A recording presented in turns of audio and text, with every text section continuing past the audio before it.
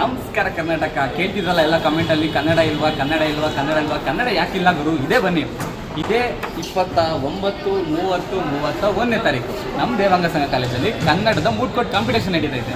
ನಮ್ಮ college admission ಬಗ್ಗೆ ಮತ್ತು ನಮ್ಮ ಕಾಲೇಜ್ ಬಗ್ಗೆ ಮೂಡ್ ಕೋರ್ಟ್ ಕಾಂಪಿಟೇಷನ್ ಬಗ್ಗೆ ತಿಳ್ಕೊಳ್ಳೋಣ ಬನ್ನಿ. ನಮಸ್ಕಾರ ಕರ್ನಾಟಕ, ಈ ನಿಮ್ಮ ಪೃಥ್ವಿ ಮಾಡುವ ನಮಸ್ಕಾರಗಳು.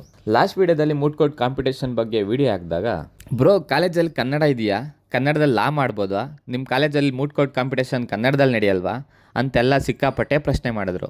ಗುರುವೇ, ನೀವೆಲ್ಲಲ್ಬಿನ ಕನ್ನಡದಲ್ಲೂ ಮಾಡ್ಬೋದು, ಎಕ್ಸಾಮ್ನ ಕನ್ನಡದಲ್ಲೂ ಬರೀಬೋದು ಗುರುವೇ.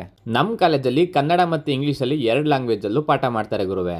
ನಿಮ್ಗೇನಾದರೂ ಅಡ್ಮಿಷನ್ಸ್ ಬಗ್ಗೆ ಡೀಟೇಲ್ಸ್ ಬೇಕು ಅಂತಂದರೆ ಸ್ಕ್ರೀನ್ ಮೇಲೆ ಡಿಸ್ಪ್ಲೇ ಆಗ್ತಿರ್ತಕ್ಕಂಥ ನಂಬರ್ಗೆ ಬೆಳಗ್ಗೆ 9ರಿಂದ ಸಾಯಂಕಾಲ 4 ಗಂಟೆವರೆಗೂ ಕಾಲ್ ಮಾಡಿ ಪಿಕ್ ಮಾಡಿ ಮಾತಾಡ್ತಾರೆ. ಇನ್ನೇನು ಮೂಡ್ ಕೋರ್ಟ್ ಕಾಂಪಿಟೇಷನ್ ಬಗ್ಗೆ ಮಾತಾಡೋಣ ಬನ್ನಿ.